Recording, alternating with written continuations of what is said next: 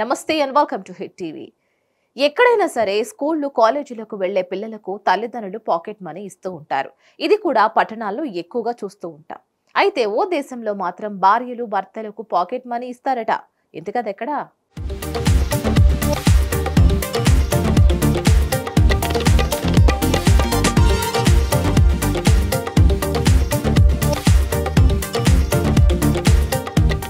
ఉద్యోగం అనేది పురుష లక్షణం. పెద్దలు చెప్పిన మాటిది. ఒకప్పుడు ఇదే ఫాలో అయ్యేవారు. పురుషులు పనిచేసి సంపాదిస్తే మహిళలు ఇంటి బాధ్యతలు చూసుకుంటూ ఉండేవారు. ఇక పురుషులు ఉద్యోగం చేసి సంపాదించిన డబ్బును ఇంట్లోని ఆడవారికి ఇస్తే వారు పొదుపుగా ఖర్చు చేసి మిగిలింది ఆదా చేసేవారు.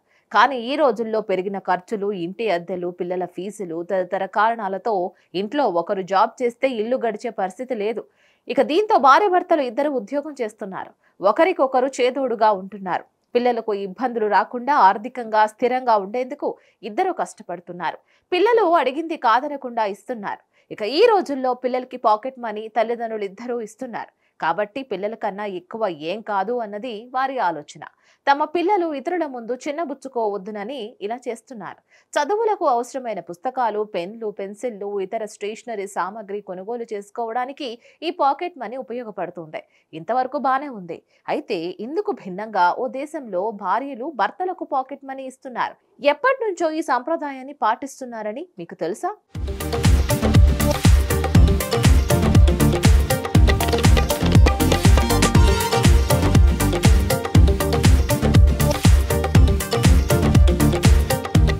జపాన్లోని ఓ ప్రాంతంలో భర్తలు సంపాదించే మొత్తం డబ్బులను భార్యల చేతిలో పెడతారట.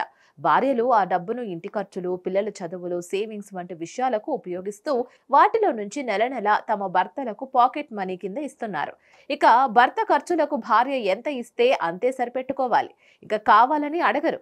ఈ సంప్రదాయాన్ని జపాన్లో కాజుకై అని అంటారు. మన దేశంలోనూ ఇలాంటి సంస్కృతి కొన్ని ప్రాంతాల్లో ఉంది. భర్తలు సంపాదించిన మొత్తం భార్యల చేతిలో పెడతారు. తర్వాత భర్తలు తమకు అవసరమైన డబ్బులు అడిగి తీసుకుంటారు. ఇక సరిపోకుంటే ఎక్కువ అడుగుతారు. భార్యలు కూడా ఎంత అవసరం అని అడిగి మరీ ఇస్తారు. ఇక కొందరు భర్తలు ఏ పని చేయకుండా భార్యలపైనే ఆధారపడి జీవిస్తారు. వారు ఇచ్చే డబ్బులతోనే సొంత అవసరాలు తీర్చుకుంటూ ఉంటారు. జపాన్లో మాత్రం ఇందుకు భిన్నంగా ఉంది.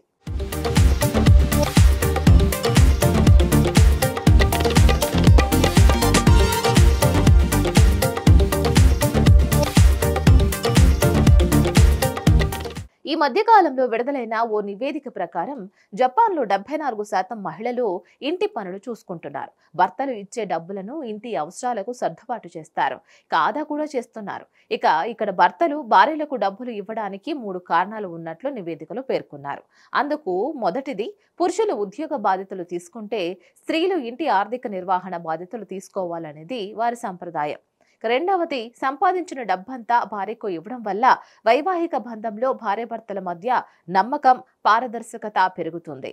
మూడవది, ఇంటి బడ్జెట్ను నిర్వహించడంలో స్త్రీలకు బాధ్యతనివ్వడం వల్ల అనవసరమైన ఖర్చులు నివారించడం చేస్తుంది.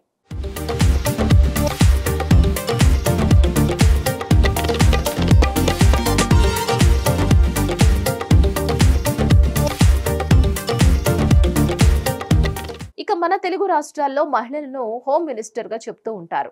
భర్తలు సంపాదించే డబ్బులను వారికే ఇస్తారు. వారి ఇంటి అవసరాలు తీర్చడంతో పాటు పొదుపు, పిల్లల ఫీజులు, ఇంట్లో సరుకులు, బిల్లులు చెల్లింపు, భర్తకు అవసరమైన సహాయం వంటివి చేస్తూ ఉంటారు. అందుకే చాలా మంది భర్తలు భార్యలను హోమ్ మినిస్టర్ గా చెప్పుకుంటారు. తమ ఫోన్ లో కూడా చాలా మంది హోమ్ మినిస్టర్ గానే పేర్లు ఫీడ్ చేసుకుంటుంటారు. మరిన్ని అప్డేట్స్ కోసం stay tune to hit TV.